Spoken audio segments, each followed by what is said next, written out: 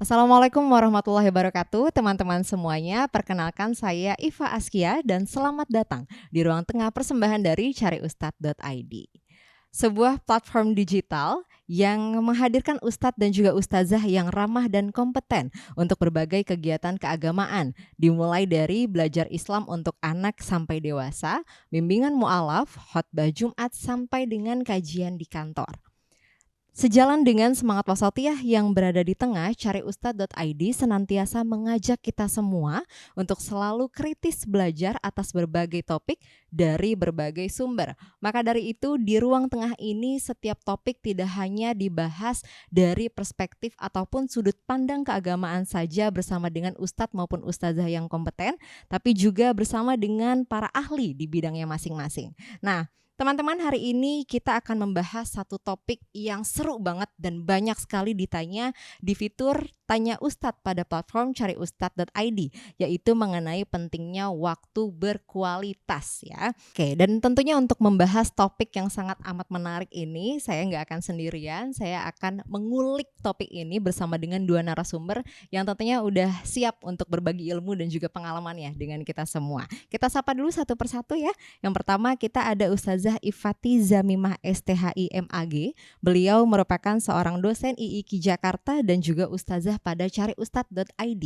Assalamualaikum warahmatullahi wabarakatuh, Ustazah Ifa. Waalaikumsalam warahmatullahi wabarakatuh, Kak Sehat Iva. Ustazah? Alhamdulillah. Puasanya sehat lancar walafiat. terus? Lancar. Mudah-mudahan kita alhamdulillah. diberikan kekuatan untuk menuntaskan puasa ya di Ramadan tahun Amin ya ini ya. rabbal alamin. Oke, dan untuk narasumber kita selanjutnya yaitu ada Ibu Mega Anissa. Beliau merupakan seorang pelatih pendidikan keluarga pada Keluarga Kita. Nah, teman-teman, Keluarga Kita ini adalah organisasi pendidikan keluarga yang menyusun kurikulum pendidikan keluarga dan juga menginisiasi Rangkul atau relawan keluarga kita yang berperan sebagai penggerak pendidikan keluarga yang saat ini sudah ada di 290 kabupaten maupun kota di berbagai wilayah Indonesia. Assalamualaikum warahmatullahi wabarakatuh, Ibu Mega. Waalaikumsalam warahmatullahi wabarakatuh. Waalaikumsalam Ustazah.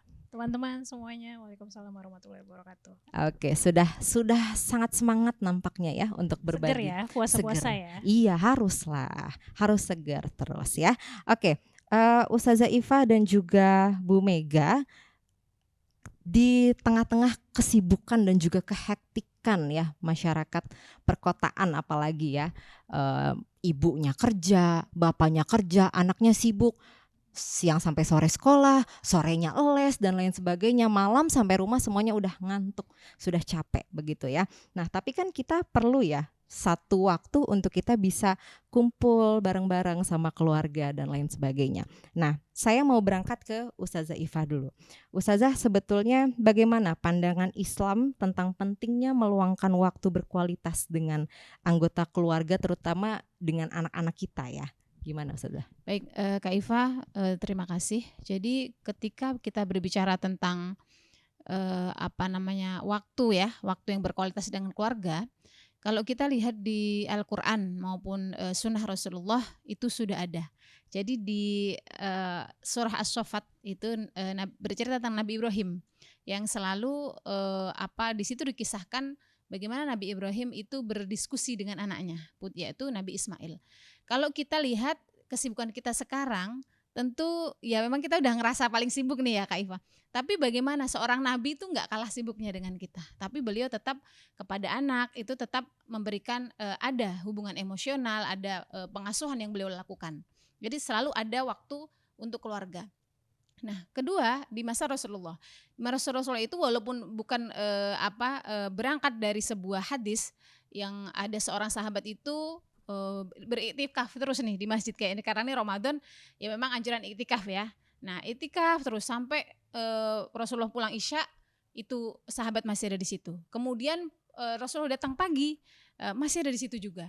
Kemudian ditanya Rasulullah, kamu nggak pulang? Kamu nggak punya anak, nggak punya istri ya? Kemudian sahabat menjawab, punya gitu. Loh, kenapa tidak pulang? Karena saya ingin bertakarub kepada Allah. Karena saya ingin pokoknya beribadah fokus kepada Allah saja. Kata Rasulullah, pulanglah.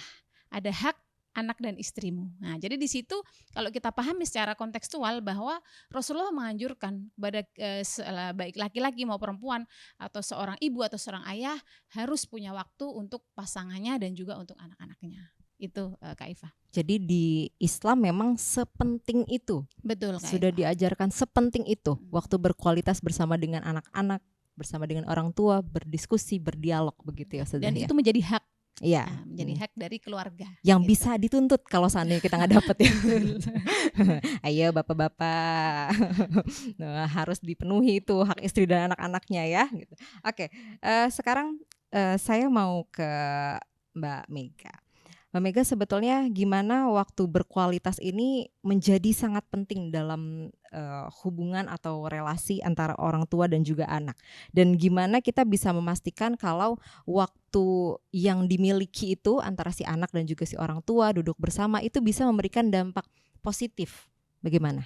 Gimana caranya gitu ya bisa berdampak positif? Yang pasti adalah keluarga kita selalu percaya kita harus hadir sepenuh hati dan sepenuh tubuh. Biasanya nih kita sering banget kan ya keganjel sama gadget, terus ngecek kerjaan dulu. Nah, ketika kita ngomongin waktu berkualitas, maka kita perlu hadir sepenuh hati sepenuh tubuh hari itu, fokus sama orang yang lagi kita fokuskan. Misal, kalau kita waktu berkualitasnya untuk pekerjaan, fokusnya sama pekerjaan. Kalau sama anak dan keluarga, tentu kita harus fokus sama anak dan keluarga. Tapi yang perlu diingat bukan hanya waktu yang berkualitas, tapi juga kuantitasnya juga sama pentingnya. Gimana waktunya bisa berkualitas dan berjalan dengan sangat baik kalau kuantitasnya tidak kita jaga. Nah, keluarga kita percaya sekali bahwa waktu yang berkualitas dan kuantitas itu sama pentingnya. Oke, jadi sesimpel mungkin kalau bicara soal kuantitas dan juga kualitas bisa dibiasakan quality time setiap pagi makan sarapan bersama. Betul, begitu ya. atau kalau biasanya kalau aku nih di tengah kesibukan gitu ya, selalu misalnya jam 12 waktunya istirahat dari kerjaan, itu benar-benar stop dulu. Itu nanti difungsiin kalau misalnya lagi beda kota atau misalnya lagi nggak bareng sama anak, video call sama anaknya, nanyain tadi yang seru di sekolah apa gitu. Terus kalau misalnya lagi ada bareng makan, ya kita tinggalin semua gadgetnya terus fokus sama mereka. Oke, selain itu nih Mbak Mega, gimana sebetulnya ada strategi atau kiat-kiat atau pengalaman yang bisa dibagikan ke teman-teman semuanya mengenai gimana sebetulnya orang tua ini bisa menyeimbangkan tuntutan pekerjaan itu dan juga komitmen lainnya dengan memberikan waktu yang berkualitas kepada anak-anaknya. Karena yang itu tadi yang sering ditemukan itu kan raganya kita ada di situ, tapi handphone masih terus, iya bicara kerjaan apa segala macam. Nanti anaknya protes, kitanya marah. Orang ini lagi Sering ngomongin ya, pekerjaan, ngegas duluan iya ya, ngegas bener duluan gitu kan. Padahal ya yang ditanyakan sama anaknya itu ya memang itu hak yang mau dia tuntut dari kita karena kita sudah ada di situ. Kenapa kok pikirannya masih ke sana gitu? Gimana, Mbak Mega? Pada dasarnya kita harus sadar dulu bahwa sebagai individu kita punya berbagai macam peran, baik sebagai pribadi, terus kemudian sebagai pekerja gitu ya, terus sebagai orang tua, istri, banyak banget peran kita. Ketika kita sadar peran kita banyak, maka kita dengan sendirinya akan bisa menemukan formula yang tepat buat diri kita sendiri, kira-kira ngebagi waktunya gimana. Terus setelah kita tahu peran kita, biasanya kita harus punya komitmennya juga. Kayak misal, kita kan kalau sama bos takut banget ya Ustazah gitu ya. Kadang saking takutnya udah waktunya sholat lupa jam gitu ya. Nah sama-sama anak kita juga harus setakut itu sebenarnya. Kalau kerja udah 9 to 5, begitu sampai rumah sebisa mungkin kalau mau ambil jeda dulu 1 jam. Habis gitu baru fokus sama anak-anak. Jadi komitmennya juga dijaga. Oke, jadi sebetulnya kembali lagi ke gimana cara si orang tua ini untuk memanage waktunya. Untuk memanage waktu dari pekerjaannya, waktunya selesai stop di pekerjaannya, udah stop. Mau waktunya dengan diri sendiri boleh, setelah itu waktunya untuk anak, begitu Betul, ya. sadar sama perannya aja. Iya, betul sekali. Dan selanjutnya Ustazah nih. Ustazah, kita ini sebetulnya gimana sih aktivitas bersama ini dalam keluarga ini bisa mencerminkan nilai-nilai Islam dan juga memperkuat hubungan kekeluargaan. Jadi quality time-nya itu bukan hanya sekedar main di playground dan lain sebagainya, tapi ada nilai-nilai Islam yang masuk ke anak-anak. Itu gimana Ustazah? Baik, kegiatan bersama keluarga ya, bersama anak dan pasangan kita itu mungkin Kak Ika sering dengar, mohon maaf Kak Iva sering dengar baiti jannati, ya. Rumahku adalah surgaku, ya. Nah, rumahku surgaku itu tadi disampaikan oleh Ibu Mega bahwa tidak hanya physically saja, tetapi juga gimana secara batiniah, ya, lahir dan batinnya itu rumah itu menjadi surga untuk kita. Nah, bagaimana? Ya mungkin kalau rumahnya bersih, nyaman, ya, jadi kita nyaman. Yang kedua dari batiniah. Bagaimana kita bertemu dengan orang-orang di situ itu kita nyaman, gitu ya. Jadi memang dibangun dengan apa? Di dunia parenting, di dunia pengasuhan, bahkan juga di dunia Islam itu adalah dengan aktivitas bersama. Dengan aktivitas bersama itu maka akan muncul sebuah kekuatan, ya, hubungan yang sangat dalam antara keluarga yang satu dengan yang lain. Maka di situ akan muncul bonding, ya, bonding. Dan kemudian yang tadi bahwa sebagaimana diperintahkan oleh Allah, kita diminta untuk sholat, ya. Dan di sholat itu kalau ajaran-ajaran guru-guru kita dulu waktu saya mau nikah, ya, dikasih amaliyah Bu Mega sama guru saya, jaga sholat jamaahnya, nah, dengan keluarga. Nah, mulai dari situ bareng nanti secara lahiriah, secara batiniah itu akan terikat dan akan berpengaruh dengan dengan yang lain, aktivitas yang lain, gitu, Kak. Karena memang kegiatan sholat berjamaah sama keluarga itu adalah Menenangkan kegiatan yang gitu ya. menenangkan, yang romantis sekali gitu, ya. Kan bisa setelah jamaah bisa sharing bareng, kayak gimana ini. Iya, betul sekali. Nah, Ustazah, untuk memperdalam pertanyaan yang sebelumnya ini, Ustazah, ada nggak anjuran atau nasihat Islam mengenai cara untuk mengoptimalkan waktu bersama dengan keluarga dalam konteks kehidupan, ya, kita semua ini di perkotaan gitu, Ustazah? Baik, konsep yang sering kita kenal adalah konsep maslahat, ya. Maslahat itu menghindari yang madorot, kemudian mengambil yang jalan yang paling memberikan manfaat yang terbaik untuk semua.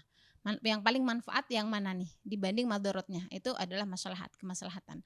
Maka dalam hal hubungan keluarga, maka mana ketika apalagi dalam kondisi sekarang, ya, yang semua pada sibuk dan sebagainya, tadi hal-hal yang kecil, ya, seperti perhatian makan, minum, kalau sekarang mungkin ada WA grup keluarga, ya, jadi itu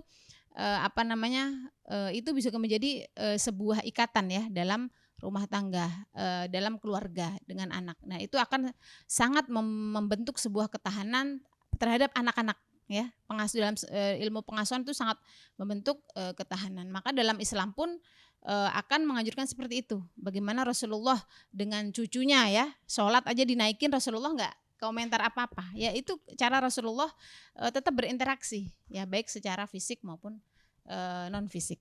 Terima kasih Mbak Iva. Oke, Ustazah Iva tadi sudah singgung juga terkait tadi, ya, yang sudah kita bahas mengenai salah satu kegiatan yang memang diajarkan oleh Islam untuk membangun bonding antara hubungan anak dan juga orang tua itu dengan sholat berjamaah. Nah, selanjutnya aku mau ke Mbak Mega. Selain itu, ada nggak aktivitas lain yang direkomendasikan untuk dilakukan gitu ketika anak sama orang tua itu lagi bersama untuk memperkuat hubungan, untuk memperkuat ikatan batin antara orang tua dan juga anak? Oke, kalau aku biasanya disesuaikan sama usia anaknya, karena setiap jenjang itu pasti kebutuhannya beda-beda. Kalau anak remaja kita nggak bisa tuh ngajakin ayo main gulat-gulatan, aduh mereka udah males gitu, ya. Yang bisa dilakukan sama anak remaja tuh cuma nemenin mereka, duduk di sampingnya, diam aja. Terus mereka lagi asik sendiri, kita temenin aja. Ntar lama-lama pas lagi asik sendiri tahu-tahu curhat tuh, ada ujung-ujungnya curhat. Atau kalau aku nih teman-teman di rumah, aku sering banget pakai manfaatin ngasih cemilan. Jadi misalnya dia lagi main game, kalau anak remaja udah mulai suka main game kan, duduk di sampingnya sambil bawa cemilan, taruh, terus ngobrol. Aku perhatiin aja, ntar lama-lama dia ngambil sambil makan, terus gak lama curhat.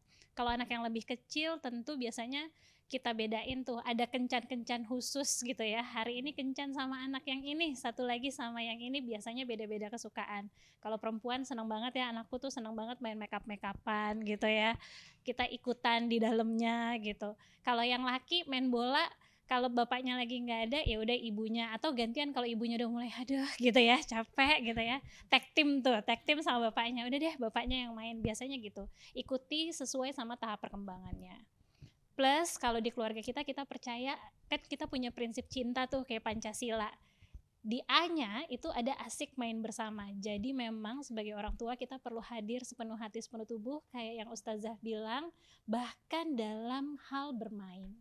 Jadi ya itu yang dikatakan mungkin orang tua itu harus bisa menjadi teman untuk anaknya. Sebetulnya menjadi teman untuk anaknya itu bukan, "Weh bro," gitu ya, bukan Karena gitu ya. anak nggak butuh teman Bapak Ibu, percayalah gitu ya. Anak udah banyak banget temennya, nggak perlu ditambah-tambahin. Tapi jadi orang tua yang bisa merespon dengan tepat saja. Iya betul sekali. Nah itu teman itu kan dia beranjak sama-sama sesuai dengan perkembangannya begitu ya. Jadi quality time yang harus dibangun itu kegiatannya juga harus diisi dengan kegiatan positif yang tentunya sesuai dengan perkembangan anak. Tapi kalau untuk yang satu ini, untuk sholat berjamaah itu betul-betul harus dijaga betul-betul ya Ustazah ya. Gitu ya. Oke. Untuk Ustazah Iva dan juga Mbak Mega, terima kasih banyak atas bincang-bincangnya yang sangat luar biasa. Dan mudah-mudahan ini bisa membuka hati dan juga pikiran bapak-bapak, ibu-ibu yang masih enggan untuk meluangkan waktunya untuk anaknya, bermainlah.